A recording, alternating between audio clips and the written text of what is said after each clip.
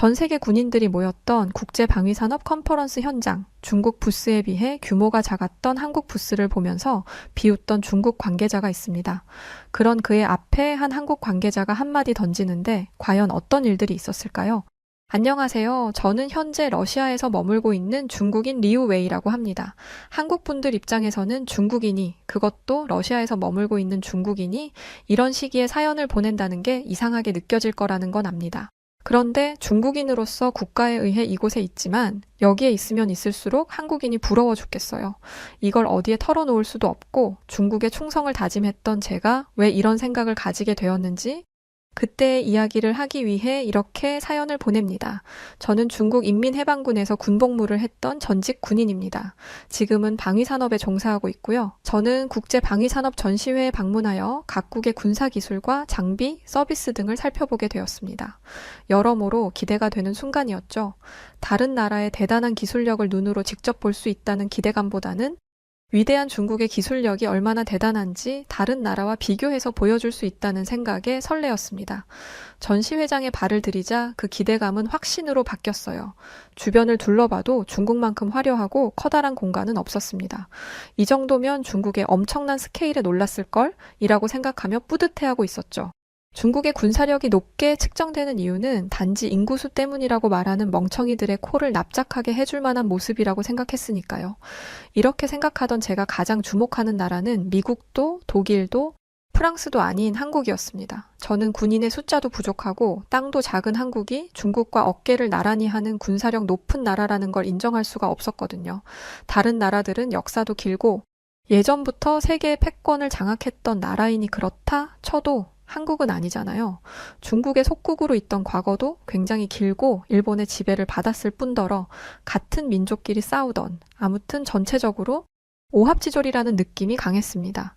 이런 한국이 아시아의 강대국의 이름을 올리며 중국과 어깨를 나란히 하려고 하니 제 속이 얼마나 안 좋았겠어요. 그래서 한국 부스를 찾아 중국은 한국이 감히 어깨를 나란히 할 나라가 아니라는 걸 확실히 하고 싶었습니다. 아니나 다를까 한국 부스는 중국에 비해 규모가 형편없었습니다. 물론 다른 나라들과 비교하면 비슷했지만 어쨌든 중국에 비하면 작디 작았죠. 그리고 장식 같은 것도 없었어요. 사람들 눈에 띄게 하려면 이것저것 인테리어도 하고 해야 하는데 대체 무슨 자신감인지 그런 것도 전혀 없었고 그 모습을 보며 생각했습니다. 가진 게 없으니까 보여줄 것도 없는 거겠지? 얼마나 가진 걸 숨기고 싶으면 저렇게 허접하게 부스를 꾸며놔. 더 이상 볼 것도 없다는 생각에 한국 부스는 들어가지도 않고 화려하고 커다란 중국 부스로 돌아왔습니다. 역시 저희는 수많은 사람들의 관심을 한 몸에 받았어요. 행사장 정중앙에 커다랗게 자리하고 있으니 보기 싫어도 볼 수밖에 없는 구조이기도 했고요. 저는 정신없이 중국의 신식 무기들을 설명했고 잠깐 숨을 돌리는 사이에 한국 부스 쪽을 바라보았습니다. 아무도 관심 갖지 않아서 어떡하냐. 여기서 관심을 받아야 나중에 무기를 수출하는 데 유리할 텐데 그러게 왜 망신당할 자리에 와? 이렇게 생각하며 고개를 돌린 순간 저는 제 눈을 의심했습니다. 저희 쪽에 왔던 사람들을 포함해서 중국 부스에 방문했던 사람의 몇 배나 되는 인원이 한국 부스 앞을 기웃대고 있었거든요. 처음에는 그냥 스쳐 지나가는 건 줄 알았는데 다들 중국에 비하면 한참 작은 좁아터진 부스에 들어가겠다고 줄까지 서고 있었습니다. 헛 웃음이 나더라고요. 대체 한국이 뭐라고? 한국 부스에서 한국의 다목적 무기 시스템에 대해 듣게 되었죠. K2 흑표 전차, K9 자주포, KF-21 전투기 등의 설명이었는데 말만 들으면 중국의 첨단 무기보다 훨씬 좋은 성능인 것처럼 보였습니다. 근데 그럴 리 없다고 생각했어요. 어차피 지금 이곳에는 실제로 볼 수 있는 무기들이 있는 것도 아니고 고작해야 카달로그와 작은 모형들이 다였기 때문이었죠. 저는 속으로 생각했어요. 아무리 그래도 그렇지 한국 무기가 이 정도 성능을 가지고 있다는 게 말이 돼? 전 세계 전문가들이 몰린다고 해서 허풍을 좀 붙였나 본데 이 사람들이 바보도 아니고 얼마 전까지 후진국이었던 한국이 이 정도 무기를 만들 수 있을 리 없어 라고 말이죠. 솔직히 말해서 중국인들 대부분이 몇 년 전까지 이렇게 생각했습니다. 한국은 드라마와 음악, 영화로 유명세를 떨치기는 했지만 전 세계적으로 이름을 알릴 그럴싸한 것들은 없을 거라고요. 이게 보편적이었던 생각이었다 보니 저는 한국이 자랑하는 군사무기의 기술력을 무시하며 밖으로 나가려고 했습니다. 그런데 미국 국기 배지를 달고 있는 한 사람이 아주 흥미롭다는 듯이 한국인과 대화를 나누고 있더라고요.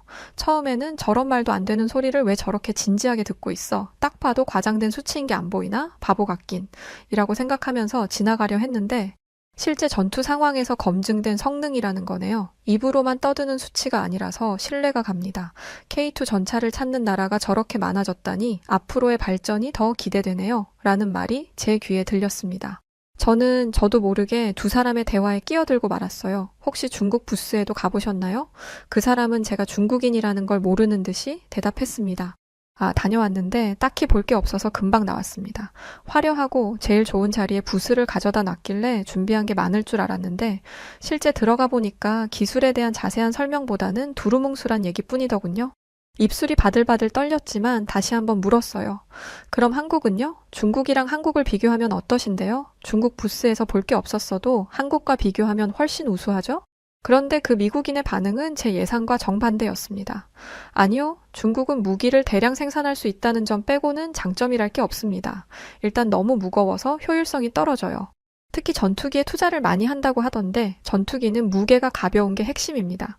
반면에 한국은 전투기를 포함한 모든 무기들의 무게가 중국 무기보다 가벼워 기동성이나 효율 면에서 우수하죠. 유지 비용이 적게 들어가는 것도 마찬가지고요. 조금씩 열이 받더라고요. 그래도 그것보다는 무기를 대량 생산할 수 있다는 게 더 큰 장점 아닌가요? 전쟁은 어차피 숫자 싸움입니다. 사람이든 무기든 뭐든 많고 봐야 한다고요. 글쎄요. 뭔가 잘못 알고 계시는 것 같네요. 한 번 쓰고 버리는 무기라면 많이 만드는 것도 무의미하지 않나요? 무기는 소모품이 아닙니다. 전장의 험한 상황에서도 충분한 기능을 내야 하는 거라고요. 반면에 한국이 만든 무기는 내구성이 좋고 그만큼 성능도 훌륭합니다. 무기를 장식품처럼 생각하는 중국과는 마음가짐부터 달라요. 중국은 무기의 성능을 자신하기보다는 모양과 크기를 보여주는데 혈안이 되어 있지 않습니까? 결국 저는 폭발하고 말았죠. 감히 중국을 두고 저런 헛소리를 짓거리다니 그것도 별것도 없는 한국과 비교하면서 말이죠. 이봐요. 당신 내가 누군지 알아? 감히 내 앞에서 중국을 욕보이다니 정식으로 항의하겠어. 미국인은 미동도 없이 제 할 말만 했습니다. 당신이 중국인이라는 건 진작에 알고 있었습니다. 다른 나라가 잘 나가는 건 죽어도 보기 싫어하는 중국인이요. 이봐요. 배울 게 있으면 쿨하게 인정하고 배우는 게 자랑스러운 겁니다. 당신처럼 이 악물고 남을 깎아내리는 건 비겁한 행동이에요. 나라를 대표해서 왔으면 그만한 품격을 보여줘야 하는데 남의 나라 부스에 와서 이게 무슨 민폐입니까? 저는 이 말을 듣고 나서야 주변을 둘러보았습니다. 그 사람의 말대로 사람들이 제 주변을 감싸고 있었어요. 결국 저는 그 사람들에게 한국 무기가 많이 사용되는 건 싸기 때문이에요. 싼 건 결국 싼 값을 한다는 건 아나 모르겠네 라고 억지스러운 말을 외치며 서둘러 저희 부스로 돌아왔습니다. 저는 지금까지 미국을 견제할 나라는 중국밖에 없다고 생각했고 미국이 중국의 군사력을 경계하고 있을 거라고 생각했어요. 그런데 오늘 얘기를 들어보니 경계는커녕 신경조차 안 쓰고 있었습니다. 미국이 신경 쓰는 나라는 프랑스, 독일, 스위스도 아닌 한국이었어요. 부스 마감 시간까지 계속 한국 부스 쪽을 봤는데 아시아, 유럽, 심지어 아랍 국가까지 한국 부스를 열심히 드나들었습니다. 얼핏 듣기로는 무기 계약을 체결하겠다고 의사를 표현한 나라까지 있었어요. 반면에 우리 중국은 처참했죠. 그렇게 하루가 마무리되었고 전시회장에서 또 다른 이벤트가 열렸습니다. 바로 전 세계의 전투 식량을 체험할 수 있는 것이었는데 중국의 전투 식량도 체험 가능한 선택지 중 하나였어요. 아니 그런데 아무도 중국 전투 식량에 관심을 가지지 않았습니다. 어이가 없더라고요. 대체 왜? 중국의 패키징이 안 예쁜 것도 아니고 다른 나라와 비교해서 나쁠 게 하나도 없었습니다. 그리고 중국은 미식의 나라잖아요. 그런 만큼 전투 식량에도 많은 관심을 기울입니다. 주머니에 넣고 다닐 수 있는 크기라서 휴대성도 좋고 간단한 포장이 되어서 쉽게 뜯어서 먹을 수 있었죠. 훈련을 받으면 밥 먹는 시간마저 아껴야 하는데 그런 면에서 중국의 전투 식량은 굉장히 훌륭한 식량임이 분명했습니다. 그런데 프랑스에서 온 사람이 중국 전투 식량을 먹어보겠다며 앞으로 나서는 겁니다. 같은 미식의 나라이니 프랑스는 중국의 맛을 인정해 줄 거라고 생각했어요. 실제로 그 사람도 평소 중국 음식을 즐겨 먹는데 중국의 전투 식량 맛은 어떤지 궁금하기도 하다 했고 말이죠. 저는 팔짱을 낀 채 앉아서 여유롭게 그 장면을 보고 있었습니다. 그런데 프랑스인의 웃음기는 얼마 가지 못했어요. 가열한 중국의 전투 식량 봉지를 뜯자마자 인상을 팍 찌푸렸거든요. 심지어 내용물을 접시에 담지도 않고 머뭇거리고 있었습니다. 진행자가 얼른 먹어보라고 얘기를 하는데도 난처해하기만 할 뿐 먹을 생각이 없었어요. 왜 그러는 건지 모르지는 않았습니다. 중국인의 입장에서 외국인들에게는 중국 음식의 향신료가 세게 느껴질 수 있으니까요.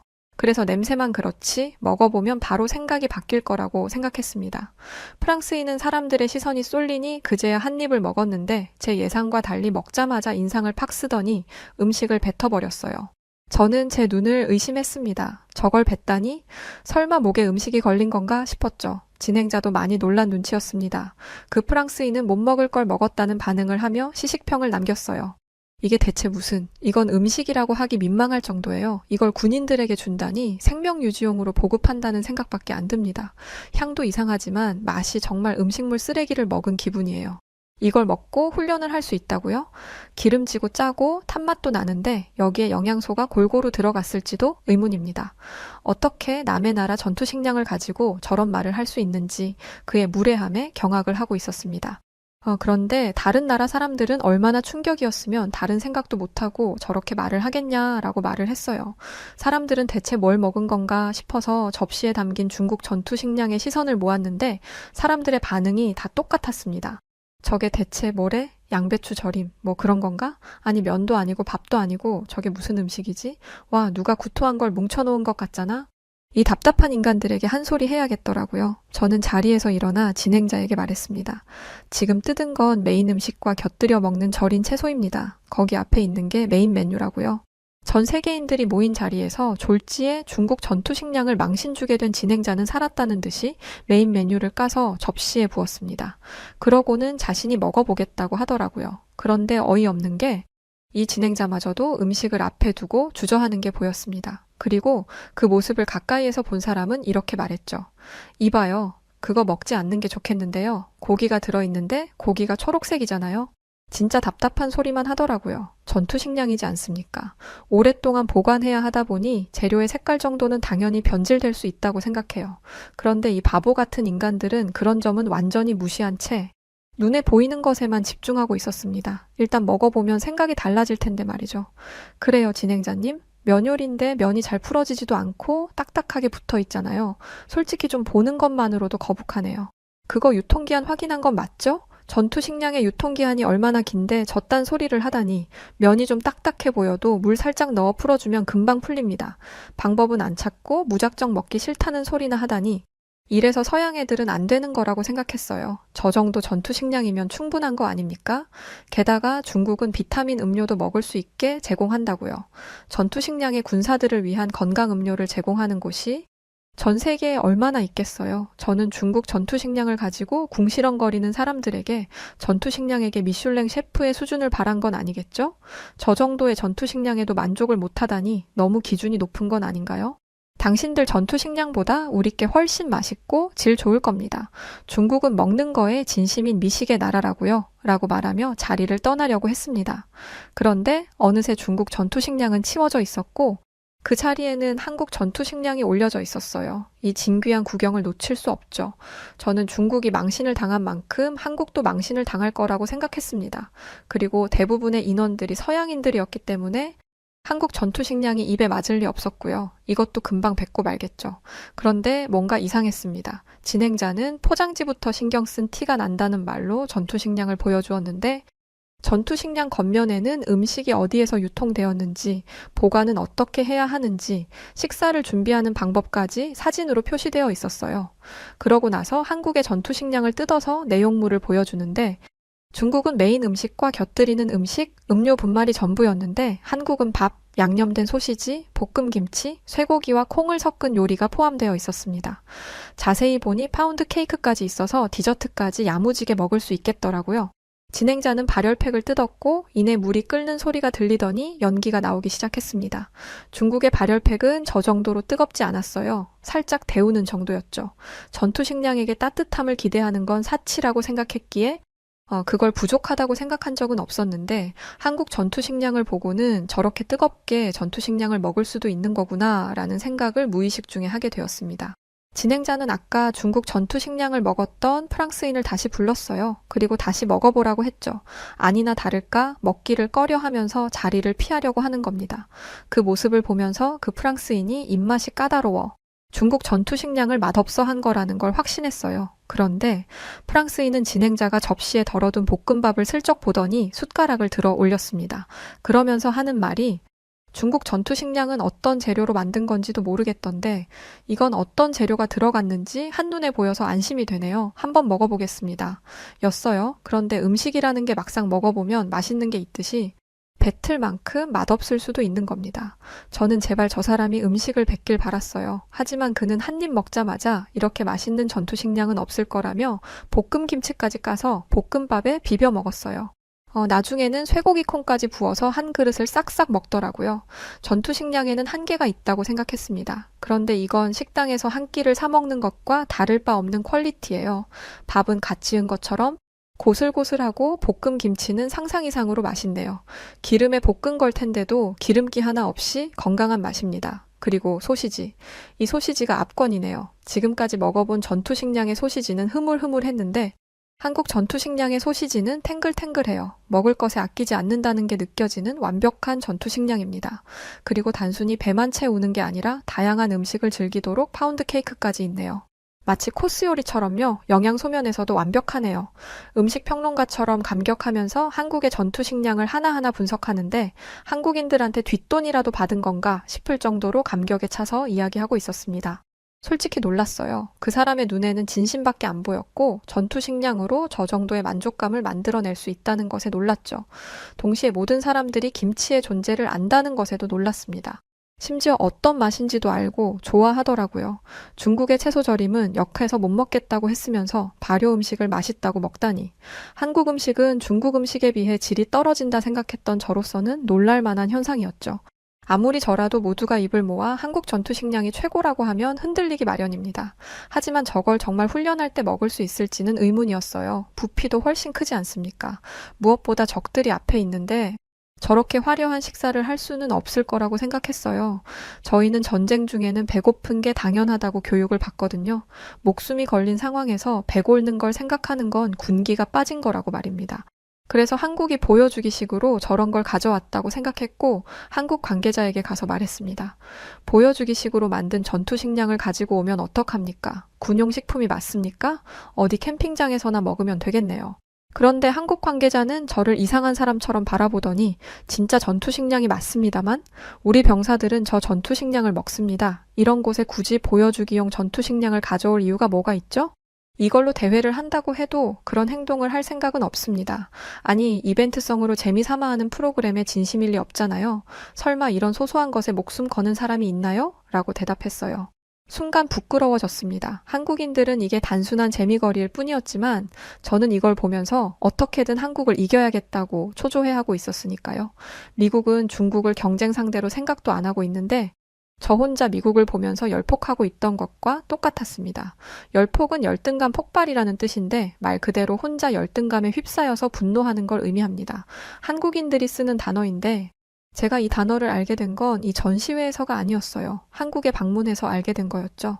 전시회 때 이미 제 사고방식에는 약간의 균열이 가 있었습니다. 한국을 바라보는 전 세계의 시각이 다르다는 것과 아시아의 실질적 군사 강국은 한국인이라는 의견이 지배적이라는 걸 알았기 때문이었죠. 중국은 군인 숫자 빼고 내세울 게 없다라는 생각을 하고 있다는 것도 이때 처음 알게 됐습니다.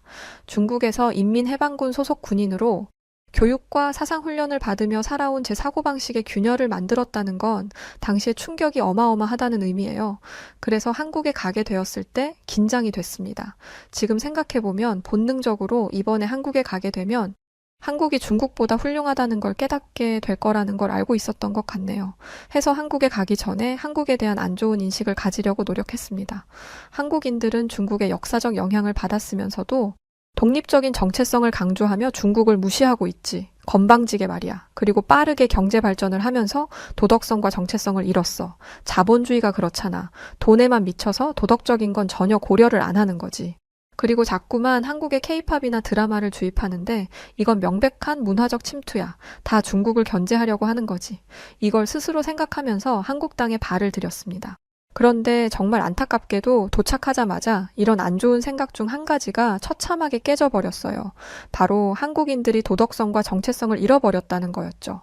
인천공항에 도착했는데 공항은 한국의 경제 수준을 알려주듯 커다랗고 깨끗했으며 LED 전광판을 벽 전체에 설치해서 미적인 요소를 더하고 있었습니다. 그런데 돈만 많고 도덕성은 없을 것이라고 생각했던 한국인이 갑자기 저를 부르더라고요. 당연히 경계했죠. 보통 해외로 나가면 사기치려는 사람들이 많다 보니까요.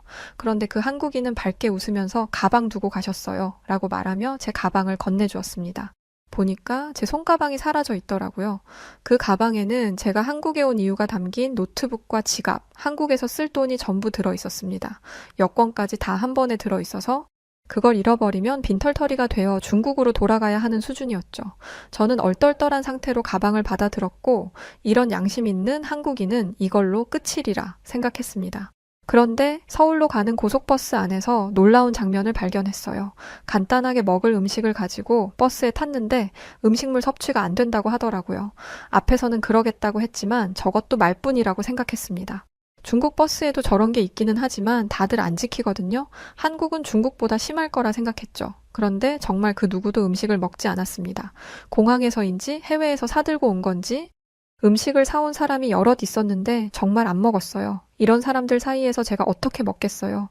그러면서 한국을 돌아다니며 알았는데 한국인들은 하지 말라면 하지 않는 사람들이었습니다. 그러니까 도덕적인 역할을 요구했을 때 이를 충분히 지킬 수 있는 사람들이라는 거죠. 심지어 거리도 깨끗했고 공공장소에 분리수거 쓰레기통이 있는 건 충격 그 자체였습니다. 이걸 사람들이 한다는 거잖아요. 중국이었으면 대충 아무데나 던져놓고 갔을 겁니다. 쓰레기통에 버리면 그나마 다행이고요. 또 깨져버린 생각 중 하나는 한국이 중국의 영향을 많이 받았다는 것이었습니다. 저는 눈에 불을 켜고 중국의 흔적을 찾으려고 노력했어요. 중국 복식이나 건축물 같은 거 말이죠. 그런데 이런 건 차이나타운이나 커다란 중국집이 아니고서야 찾아볼 수 없었습니다.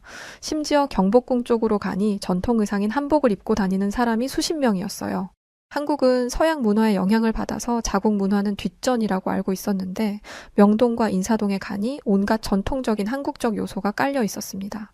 어딜 가도 중국의 흔적을 볼 수가 없었어요. 이제는 정말 인정해야겠더라고요. 제가 얼마나 우물한 개구리로 살아왔는지를요. 한국은 중국과 전혀 다른 나라였고 한국은 중국의 그 무엇도 닮을 생각이 없었습니다. 한국과 비교하면서 혼자 화내고 짜증내는 건 저뿐이었어요. 말 그대로 열폭하고 있었던 거죠. 저는 이런 마음을 달래고자 숙소 옆에 있는 광장시장으로 향했습니다. 그곳은 말 그대로 별천지였어요. 여러 가지 길거리 음식이 있었는데 제가 놀란 점은 청결도였습니다. 중국에도 이런 곳은 있지만 대부분 위생이 엉망이거든요. 그게 당연한 거라고 생각했는데 한국은 당연하다 생각했던 것들을 전부 깨부쉈습니다. 저는 시장에서 파전에 막걸리라는 아주 대단한 조합을 먹고 있었는데 핀란드에서 왔다는 사람과 대화를 하게 되었습니다. 한국에 온 지 무려 10년이나 된 사람이었죠. 음식을 먹다 보니 제가 처음 접했던 한국 요리인 전투식량 얘기가 생각이 나서 그 얘기를 들려주었어요. 그러자 핀란드인은 이렇게 말했습니다. 내가 한국 전투식량을 먹어본 건 아니지만 분명히 맛있었겠네요. 한국인들은 먹는 거에 진심이거든요. 한국인은 밥심이라는 말이 있는데 밥을 안 먹으면 일도 안 되고 공부도 안 된다는 생각에 항상 잘 챙겨 먹는 게 습관화되어 있어요. 저도 원래 대충 한 끼 때우는 사람이었는데 한국에서 살다 보니 아침밥 없이는 일상생활이 안 되더라고요. 대충 한 끼 때우는 거? 말도 안 되죠. 아마 이런 특징 때문에 전투식량도 그렇게 진심으로 만들지 않았을까요? 군인들이야말로 잘 챙겨 먹어야 되는 사람들이니까요. 저는 한국과 중국의 가장 큰 차이를 깨달았습니다. 전투식량의 퀄리티 차이가 중요한 게 아닌 병사들을 어떻게 대하는지에서 차이가 있었던 거예요. 중국은 병사들을 전쟁에 필요한 소모품이라 생각했기 때문에 배 굽는 것 정도는 참으라고 하고 맛있는 음식을 먹을 생각을 하는 건 사치라고 교육했던 거죠. 반면에 한국은 병사들을 나라를 위해 헌신하는 존재로 인식하고 있었습니다. 그러니 가장 기본적인 먹는 것부터 신경을 쓴 거죠. 먹는 걸 이렇게 신경 쓰면 다른 것들도 훌륭하기 마련이니까요. 저는 중국에서 군인이라는 게 너무나 자랑스러웠는데 군인을 이렇게 생각하는 게 중국의 본 모습이라는 걸 알고 나니 더 이상 이곳에 남아있을 이유가 없겠더라고요. 그런데 평범한 일반인으로 살던 제게 전쟁 중인 러시아를 도와야 하니 러시아로 가라는 명령이 떨어졌었습니다. 한국이었다면 거부할 수 있겠죠. 하지만 중국은 그런 게 없어요. 가라면 가야 합니다. 그래서 제가 러시아에 있는 거예요. 러시아 후방에 있으면서 군수 물품을 지원해주고 있는데 이번에 러시아가 중국에 전투 식량을 요구했습니다. 이걸 들으니 러시아 군인들이 불쌍해지더라고요. 지원을 받아도 중국에게서 받아야 한다니 먹고 제대로 싸울 수도 없는 걸 먹으며 고생하겠다는 생각에 안쓰러울 따름입니다. 이 결정이 나니 한국 전투 식량이 생각나서 사연을 쓰게 되었는데 이야기가 길어지게 됐네요. 하루빨리 전쟁이 끝나서 집으로 돌아가고 싶어요. 정확히는 한국으로 귀화하고 싶습니다. 안녕하세요. 여우튜브 송은지입니다. 여우튜브와 협업 중인 KS 오토플랜 소개를 잠시 하려고 해요. KS 오토플랜은 취약계층을 돕는 선한 기업입니다. 사회에 도움을 주는 기업과의 협업은 언제든 환영하죠. 구독자분들에게 저렴한 가격으로 차량을 렌트하실 수 있는 혜택을 드리기로 했답니다.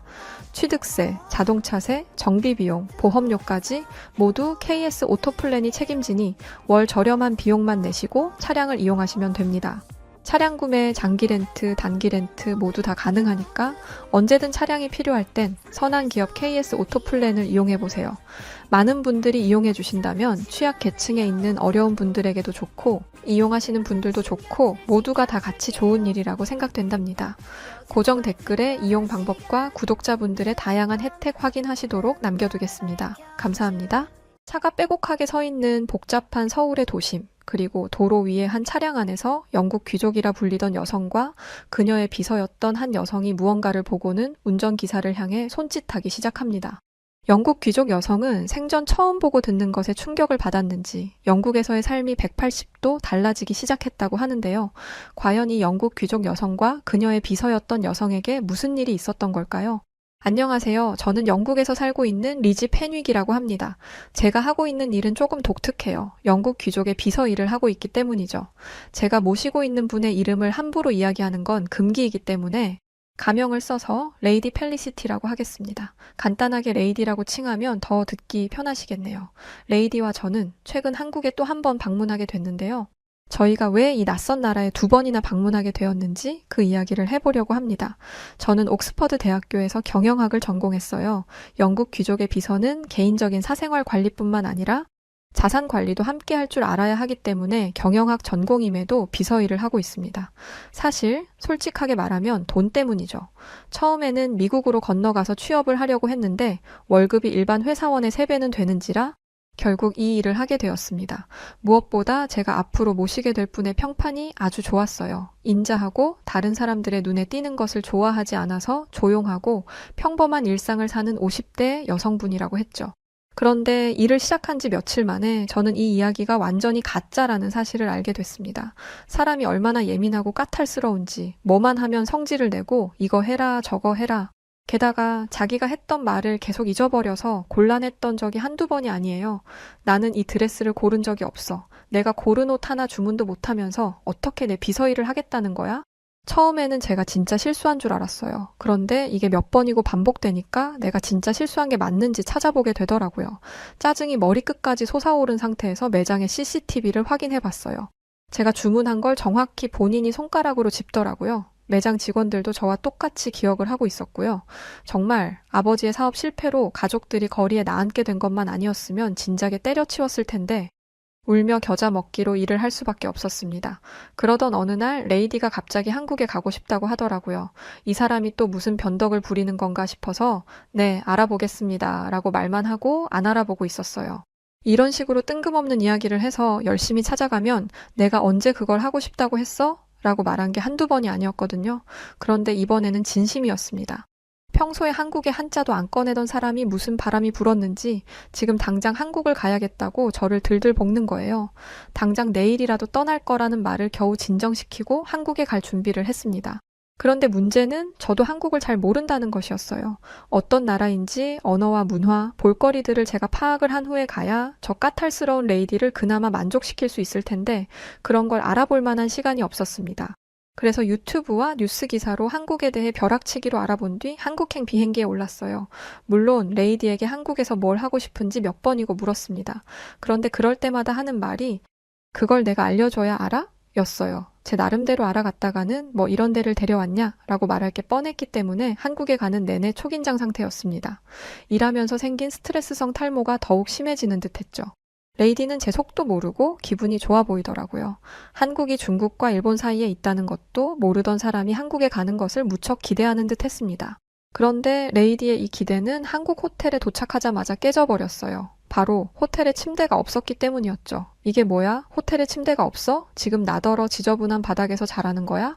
당황한 건 저도 마찬가지였어요. 분명히 고급 호텔로 예약을 했는데 사기라도 당한 건가 싶었죠. 그래서 부랴부랴 예약 내역을 확인했는데 호텔에 침대형이 있고 온돌형이 있더라고요. 온돌이 뭔가 했는데 바닥에서 자는 거더라고요. 이불 하나를 깔고 바닥에서 자라는 거죠.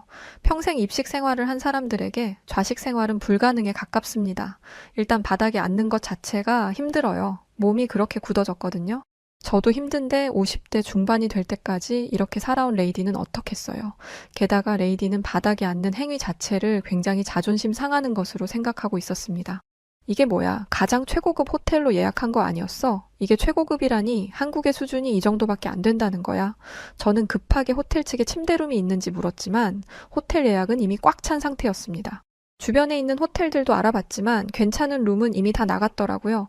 레이디는 자기가 누군지 알면 없던 방이라도 만들어줄 거다라고 성질을 냈지만 여기는 영국이 아니라 한국이었습니다. 아무리 영국에서 온 귀족이라 하더라도 영국 국왕도 아니고 로열 패밀리도 아닌데 한국 호텔이 편의를 봐줄 이유는 없었죠. 그래서 결국 레이디는 그 방에서 잠을 자야 했어요.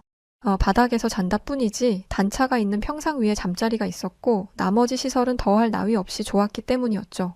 저는 그동안 비서로 지내면서 익힌 기술을 이용해 레이디를 어르고 달랬고 레이디는 결국 불평불만을 하던 온돌방에서 잠을 잤습니다. 그런데 다음날 아침 정말 어이없는 상황이 벌어졌어요. 레이디가 당초에 잠에서 깨지를 못하는 거예요. 사람이 녹아내린 듯이 기절한 듯 잠에 빠졌는데 저는 진짜 기절한 게 아닌가 싶었습니다. 레이디의 배가 올라왔다 내려가면서 숨을 쉬는 게 보이지 않았더라면 자다가 저 세상으로 간 줄 알았을 거예요. 레이디를 깨우려고 평상 쪽으로 갔는데 아니 바닥이 뜨끈하더라고요. 저도 똑같이 평상이 있는 방에서 잤는데 제가 뭘 작동하지 않은 건지 따뜻하지 않았습니다. 레이디는 겨우 눈을 뜨더니 아주 개운해하며 이렇게 말했어요. 세상에 이렇게 푹 잔 건 처음이야. 마치 몸이 녹아내리는 듯한 느낌이었어. 알고 보니 호텔 예약할 때 쓰여있던 온돌은 바닥을 따뜻하게 만드는 한국의 전통적인 난방 방법이더라고요.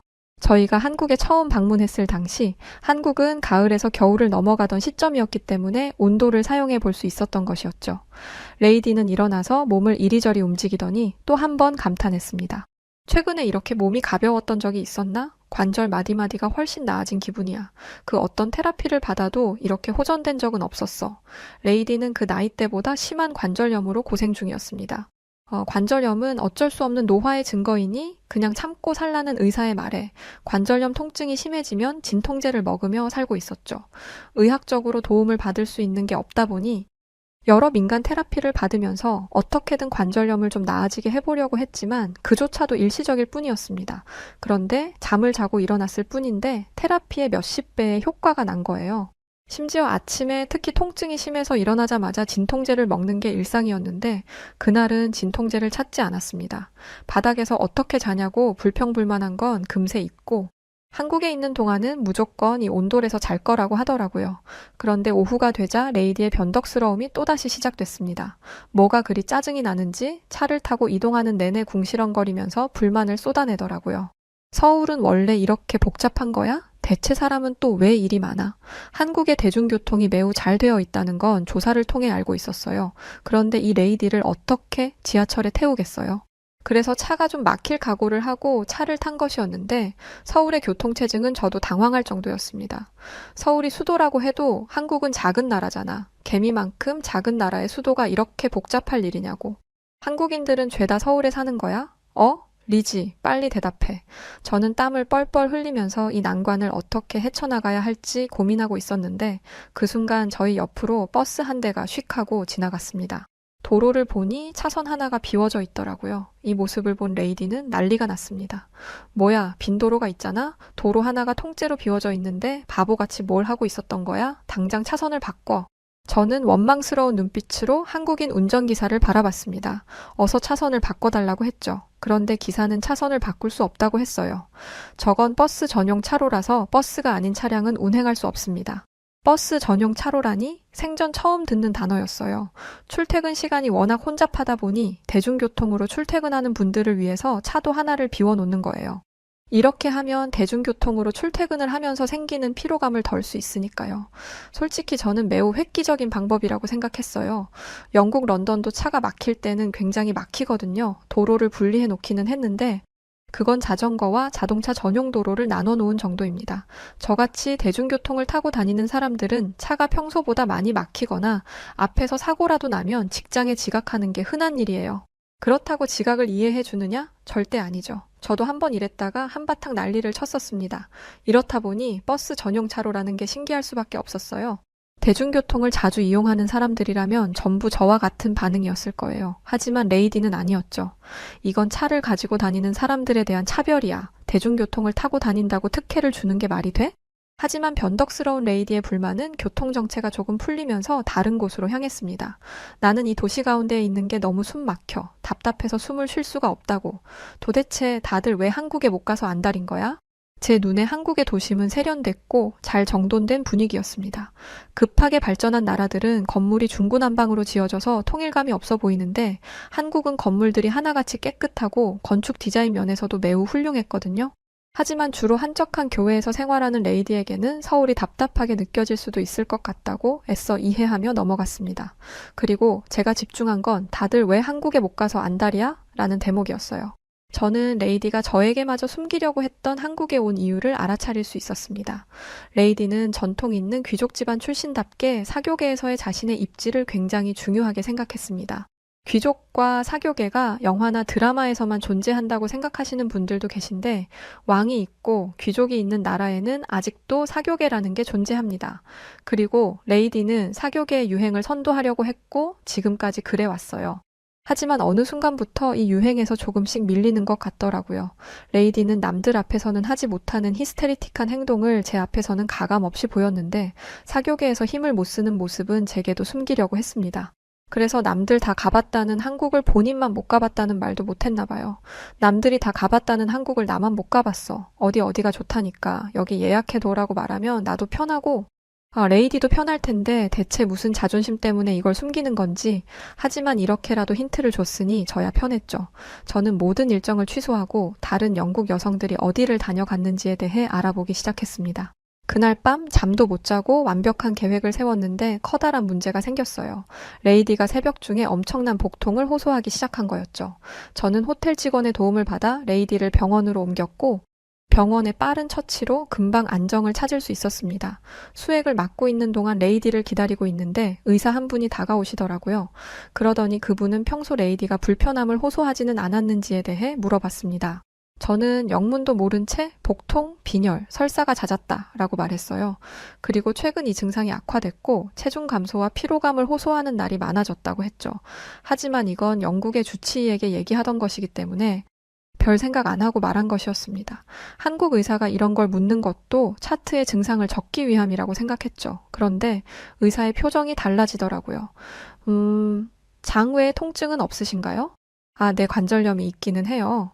저와 대화를 한 뒤 의사는 잠시 자리를 비웠어요. 그런데 잠시 후 동료 의사를 데려와서는 충격적인 이야기를 하기 시작했습니다. 한국에 얼마나 계실 예정이십니까? 2주 정도 머물 예정인데 왜 그러시나요? 두 의사는 자기들끼리 심각하게 대화를 하더니 제게 이렇게 말했어요. 귀국을 미루셔야겠습니다. 아무래도 정밀검사가 필요할 듯해요. 저는 제 귀를 의심했습니다. 귀국을 미루라니? 이렇게 갑자기? 별다른 설명도 없이 귀국을 미루라뇨? 확실한 건 아닙니다만 환자분의 현재 증상과 지금까지의 상태를 종합적으로 살펴보면 다른 질병이 있을 가능성이 커 보입니다. 죄송하지만 저는 이 의사들이 돌팔이라고 생각했어요. 레이디는 영국의 귀족입니다. 지위가 높은 만큼 돈도 많죠. 그런 사람이 병원 한 번 안 가봤겠어요? 영국 최고의 의사라는 사람들에게 가서 진료를 받고 약을 받는 분이 레이디입니다. 그런데 이 한국 의사들은 개인 병원도 아니고 대형 병원 응급실에서 당직을 서고 있던 사람들이었어요. 영국에서는 개인 병원을 좀 더 신뢰하고 특히 레이디는 주치의까지 둔 사람이었기에 저는 한국 응급실에서 만난 의사를 믿을 수 없었습니다. 그래서 저는 조금 거만한 투로 말했습니다. 저희는 한국에서 할 일이 많습니다. 쓸데없는 일에 시간을 낭비하고 싶지 않아요. 그런데 의사들은 끈질겼어요. 영국에서는 치료를 거부하면 의사가 그러려니 합니다. 암에 걸려도 환자가 치료를 거절하면 돈이 없나 보다 하면서 돌려보내죠. 그런데 한국 의사들은 끝까지 검사를 해야 한다고 말하고 있었으니 이 의사들이 과잉 진료를 해서 돈을 뜯어낼 거라는 확신이 들었습니다. 한국 의사들은 환자를 돈벌이 수단으로 밖에 안 보나요? 이런 식으로 과잉 진료를 해서 돈을 뜯어내는 게 당신들이 돈 버는 방식인 거예요? 이렇게 말하면 의사들이 부끄러워하며 떨어질 줄 알았습니다. 그런데 그들은 호락호락한 상대가 아니었어요. 제 의사 인생, 아니 제 모든 인생을 걸고 장담합니다. 저는 돈 때문에 검사를 받으라고 하는 게 아니에요. 정말 환자분의 상태가 안 좋기 때문에 검사를 권유하는 겁니다. 이 말을 하는 의사들의 표정에 간절함이 묻어 있더라고요. 돈에 눈이 먼 사람의 눈빛과는 전혀 달랐기에 저는 의사들의 제안을 레이디에게 전했습니다. 그리고 레이디가 이미 영국에서 끝낸 검사를 뭐 하러 다시 받아? 이건 다 시간 낭비라고 라고 대답할 줄 알았죠. 그런데 레이디는 생각보다 진지하게 한국 의사들의 이야기를 들었어요. 그러고는 검사를 받기로 했죠. 저는 검사를 해봤자 청진기를 대고 피나 좀 뽑을 줄 알았는데 영국과는 다르게 한국의 병원에서 검사는 매우 체계적으로 이루어졌습니다. 혈액 검사와 대변 검사, 내시경 검사, CT, MRI까지 평범한 영국인이라면 한 번도 보지 못할 장비까지 동원해가며 검사를 했죠. 그리고 그 결과 레이디의 진짜 병명이 밝혀졌습니다. 레이디는 크론병 환자였어요. 이름조차 생소한 이 크론병은 소화기관, 주로 소장과 대장에 만성적인 염증을 일으키는 자가면역 질환이라고 합니다. 증상이 간헐적으로 나타나고 악화와 호전을 반복하며 주요 증상이 다른 소화기 질환과 유사하기 때문에 오진의 가능성이 큰 질병이었죠. 레이디는 큰 충격에 빠졌어요. 처음에는 자신이 크론병 환자라는 것을 부정했지만 검사 결과를 토대로 하나하나 설명해주니 나중에는 자신의 병명을 받아들였습니다. 그러면서 자신을 치료할 수 있겠냐 묻더라고요. 지금까지 본 적 없는 풀이 죽은 모습에 괜히 마음이 찡할 정도였죠. 역시 미운 정이 무섭기는 한가 봐요. 저는 의사의 입에서 긍정적인 대답이 나오기를 바랬습니다. 하지만 한편으로는 고치기 어려울 것이라는 생각도 했어요. 앞서 말했듯 영국 의사들조차 못한 일이잖아요. 병명을 찾아낸 건 운일지도 모른다고 생각했죠. 그런데 의사는 아주 단호하게 대답했습니다. 네, 고칠 수 있습니다. 얼마나 단호하고 자신감이 넘치는지 뒷말을 듣지 않았음에도 불구하고 없던 신뢰감이 생기더라고요. 한국 병원 의사분은 이렇게 이야기해 주었어요. 크론병은 심한 경우 수술을 받아야 하지만 아주 다행스럽게도 환자분은 식이요법이나 평소 규칙적인 운동을 하고 계셨습니다. 이런 생활 습관 덕분에 증상이 더욱 악화되지 않아서 항염증제와 면역조절제를 우선적으로 사용해 볼 수 있을 것 같아요. 이제야 영국 의사들이 쓸모 있어지더라고요. 몸 상태가 안 좋은 레이디에게 처방해 준 게 식이요법, 규칙적인 운동이었으니까요. 하지만 이것만으로는 부족하다고 했기에 레이디는 병원에서 하라는 대로 묵묵히 따랐습니다. 한국 생활이 무려 12주까지 길어질 수도 있는 상황이었음에도 불구하고 말이죠. 저는 고집 세고 남의 말 듣기 싫어하는 레이디가 이렇게 순종적인 모습을 보이는 걸 보면서 이 사람이 그동안 얼마나 힘들었으면 이럴까 라는 측은함마저 갖게 되었습니다. 그리고 그동안 짜증을 심하게 내고 예민하게 굴었던 이유가 건강 때문이라는 걸 알게 되자 그간의 행동이 이해되면서 이런 생각을 하게 되었어요. 이 사람의 건강이 좋아지면 나도 좀 쉽게 일하겠구나. 아픈 사람을 두고 할 생각은 아니긴 한데 하루하루 때려치우고 싶은 생각만 했던 제게도 희망이 보였기에 레이디의 쾌유를 저마저도 바라게 되었습니다. 한국의 의사들이 처방해준 약을 먹자마자 레이디의 건강 상태는 금방 호전되었어요. 복통으로 인해 진통제를 찾는 일도 없어졌고 피로감이 사라지니 평소와 같은 일정을 소화했음에도 불구하고 짜증을 내지 않더라고요. 전혀 기대하지 않았던 한국이 이 정도의 의료기술을 가지고 있는 나라였다니 저는 이제야 병원에 있는 수많은 외국인 환자들을 보게 되었습니다. 알고 보니 요즘 한국으로 오는 의료 관광이 대세더라고요. 금액도 다른 나라보다 저렴한데 실력은 10배, 아니 100배 이상일 정도이니 한국에 오지 않을 이유가 없는 거죠. 게다가 의사의 실력도 뛰어난데 한국의 병원에서는 온갖 첨단 장비를 사용하고 있었습니다. 어느 정도였냐면 다리를 살짝 삐끗해서 간 정형외과에서 무려 엑스레이를 찍었어요. 엑스레이요. 그것도 특별한 예약 없이 병원에 간 그날에 접수를 한 지 10분도 되지 않아서 엑스레이를 찍었습니다. 한국 분들은 그게 뭐 대단한 일이냐 하시겠지만 저는 이걸 아무렇지 않아 하는 것조차도 놀랍습니다. 영국에서 이런 검사를 하려면 최소 한 달 이상은 기다려야 해요. 다리가 부러진 것 같아도 쉽지 않죠. 만약 다리가 부러진 것 같다면 부목을 대주고 검사 일정을 잡아주는 곳이 영국입니다. 다리를 다친 뒤 바로 엑스레이를 찍는 경우는 다리뼈가 부러져서 뼈가 어긋난 게 한눈에 보이거나 과장 조금 섞어서 큰 교통사고를 당한 정도일 거예요. 그런데 검사를 하기 위해 오래 기다려야 한다는 것과 검사 과정이 복잡하다는 것보다 더 큰 문제는 비용이었어요. 물론 공공의료로 이 서비스를 제공하고 있습니다. 이 서비스를 이용하면 금액을 지불하지 않아도 되죠.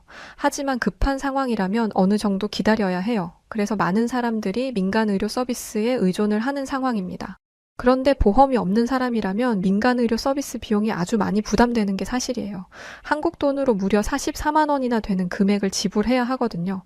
영국의 경우 이 정도는 참을 수 있어 라는 마인드가 깔려 있기 때문에 어느 정도 참을 만한 상황이라면 그냥 버티는 게 일반적입니다.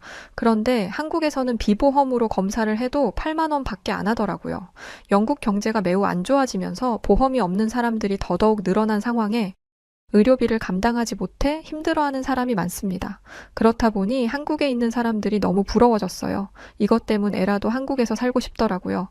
그래도 우린 미국보다는 훨씬 나으니까 라고 생각하며 영국의 의료 시스템에 만족하고 있던 제가 부끄러워질 정도였습니다.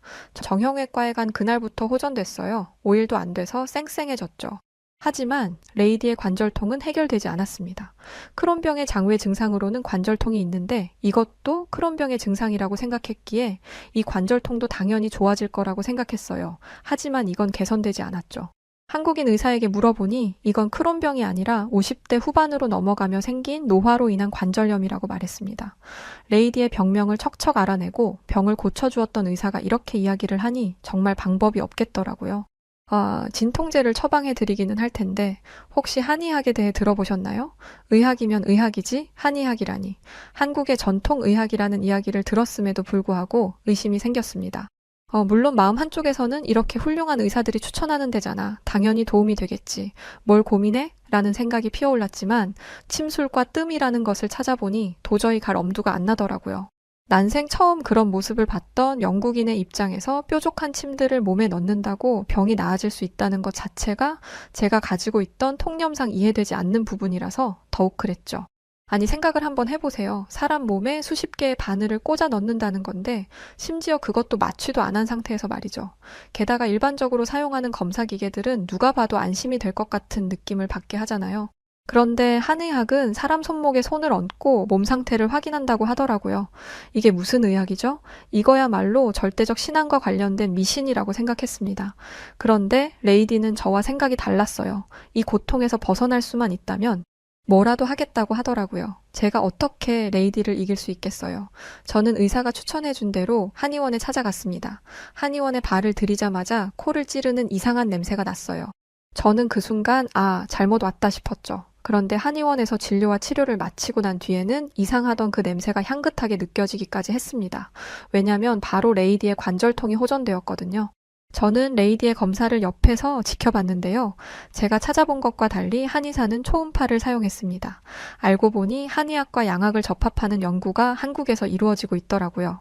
의사는 레이디가 퇴행성 관절염을 앓고 있다고 진단을 했습니다. 그런데 이건 이미 알고 있는 사실이잖아요. 초음파를 사용한다는 것에 놀라긴 했지만 과연 관절염을 나아지게 할 수 있을지는 의문이었어요. 레이디가 치료실로 들어간 뒤 그 옆에서 지켜보는데 무릎에 뜸을 뜨더라고요. 뭔가를 올려놓고 불을 붙이는데 정말 경악을 금치 못했습니다. 사람 몸에 불을 붙이는 건 처음 봤거든요. 아니 그냥 지금 한국에서 겪고 있는 모든 것들이 다 처음이었죠. 그런데 이상하게 한국 병원에서부터 그 악명 높은 레이디가 얌전했습니다. 그리고 저는 괜히 보는 것만으로도 고통스러운데 레이디는 너무나 차분하기까지 했죠. 오히려 따뜻하니 기분이 좋고 마음이 편해진다고 하더라고요.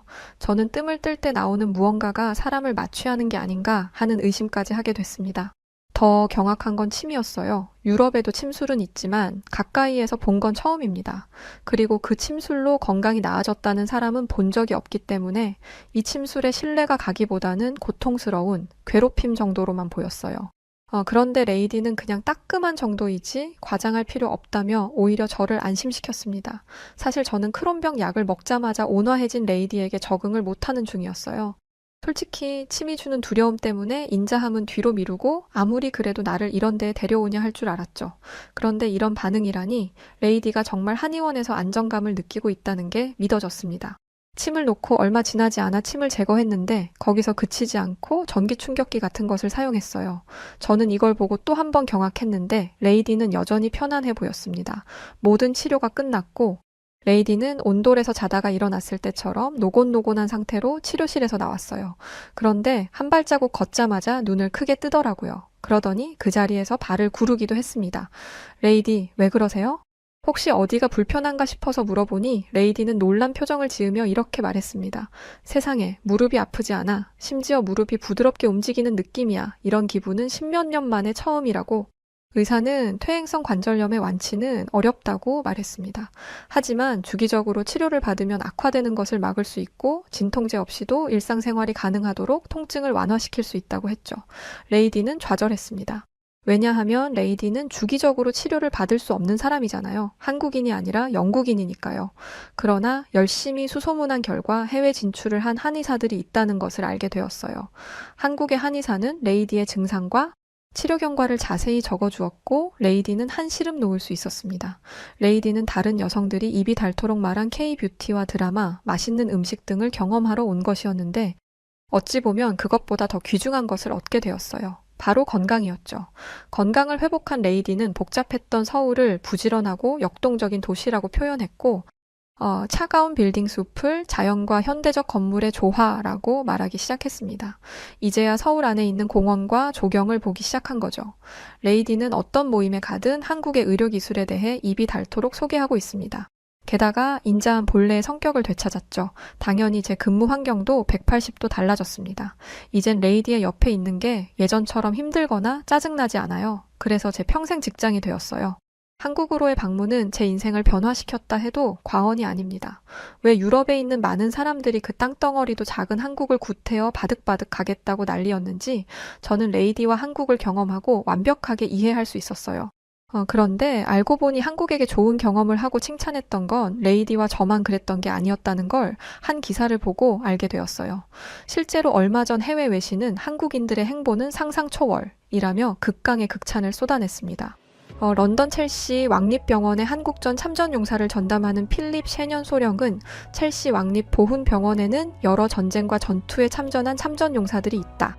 하지만 꾸준히 기회가 될 때마다 찾아와 감사를 전하는 건 한국이 유일하다라며 그 고마움을 전한 적도 있는데요.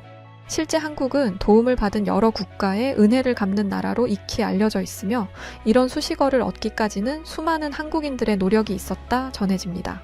그리고 그중 큰 화제가 되었던 일이 있습니다. 한국인의 요청으로 16개의 병력 지원 참전국 언론사에 보도된 기사 내용이 너무도 파격적이란 반응이었는데요. 지금의 발전된 한국이 있기까지 여러분들의 헌신이 있었습니다. 발전된 한국의 의료기술로 도움을 드리고 싶으며 한국으로 모셔오기 위한 숙박, 항공 등 모든 걸 지원해드리겠습니다. 부디 연락 부탁드립니다. 이 대대적인 의료 지원 프로젝트는 국가에서 나선 것이 아닌 한국 소기업에서 자체적인 프로젝트를 진행한 것으로 이들은 직접 발로 뛰어 각국의 매체에 연락하고 요청해 보도된 결과물이라 전해졌습니다. 실제 이 의료 지원의 혜택을 받게 된 에티오피아 참전 용사들은 평생을 생활고로 치료가 방치되어 시력을 잃어가던 중 이들을 만나 대규모 수술 지원을 받으며 제2의 삶을 시작할 수 있게 되었는데요. 이로 인해 해당 국가의 신문에까지 보도되며 주목받게 된 한국 기업은 그저 한국인으로서 해야 할 일을 했을 뿐이라는 간단명료한 한마디를 남겨 더욱 강렬한 인상을 남겼습니다. 한국 기업 인프레쉬, 이 기업은 작은 몸집을 가졌지만 참전용사 후원에는 여느 대기업 못지않은 큰 포부를 가지고 있습니다. 소수의 인원이지만 현재 국내 참전용사들을 위한 식비 지원, 전자제품, 주거 개선을 진행 중이고 에티오피아를 비롯해 필리핀, 태국, 콜롬비아에 아낌없는 지원을 보내고 있는데요. 한국인의 정체성을 보여주는 기업, 해외에선 이 기업을 이렇게 지칭하고 있습니다. 실제 인프레쉬는 모든 후원을 기업명이 아닌 한국인들의 이름으로 진행하고 있어 놀라움을 주고 있습니다. 문경식, 김수용, 이재국, 길명숙 등 매번 해당 기업에 동참한 수많은 한국인들의 이름이 참전용사들에게 전달되고 있으며 명단을 받아본 참전용사들은 우리의 생명의 은인 한국인들에게 감사합니다. 라며 한국의 감동의 메시지를 전하고 있는데요. 현재 인프레쉬는 또 다른 기적을 전달하기 위한 준비 중에 있습니다. 해당 볼캡과 티셔츠는 Things to Remember 이라는 기억이란 주제에 초점을 맞춰 대한민국 영웅들의 희생 헌신을 잊지 말자고 전하고 있으며 펄럭이는 태극기를 제품 디자인으로 녹여내 한국의 역사를 알리고 있습니다. 심플한 디자인으로 일상 속 착용에도 무리 없는 굿즈로 많은 한국인들이 동참 중에 있는데요. 또한 해당 상품의 수익금 일부가 어려운 참전용사분들을 위해 후원되며 한국인 구매자들의 이름이 공식 홈페이지에 기재되어 전달된다고 합니다. 인프레시를 통해 한국의 역사가 세계에 알려지고 도움을 받는 참전용사분들이 많아졌습니다. 저희 여우튜브 1, 여우튜브 2 역시 한국인으로서 이 후원에 동참하였으며 많은 분들의 참여가 이 기업의 큰 원동력이 되지 않을까 싶습니다. 상품의 구매처는 고정 댓글에 남겨두겠습니다. 감사합니다. 요즘 우리 레이디는 어딜 가나 한국을 입에 올립니다. 너희들 한국은 가봤니? 한국도 안 가보고선 어떻게 귀족이라고 말할 수 있어? 놀랍다 해. 또한 레이디는 주기적으로 영국에서 한국인들이 운영하는 한의원을 가고 있어요. 한국은 저와 레이디의 생각과 삶의 패턴을 많이 바꿔주었습니다.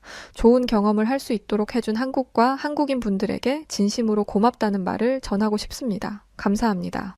네, 오늘 사연 여기까지입니다. 아마 한국을 처음 방문했던 외국인들이라면 지금의 사연과 비슷한 경험들을 많이들 할 거라고 생각해요. 요즘 무거운 사연들만 많았는데 모처럼 가볍고 유쾌한 사연 반가웠네요. 자, 그럼 오늘 사연은 어떠셨나요? 사연이 즐거우셨다면 구독, 좋아요 부탁드리고 사연을 전해드렸던 저는 여우튜브 송은지였습니다. 더 재밌고 유쾌한 사연으로 찾아뵙겠습니다. 영상 끝까지 시청해주셔서 고맙습니다. 그리고 항상 감사드립니다. 구독자 여러분들 사랑합니다. 당신만의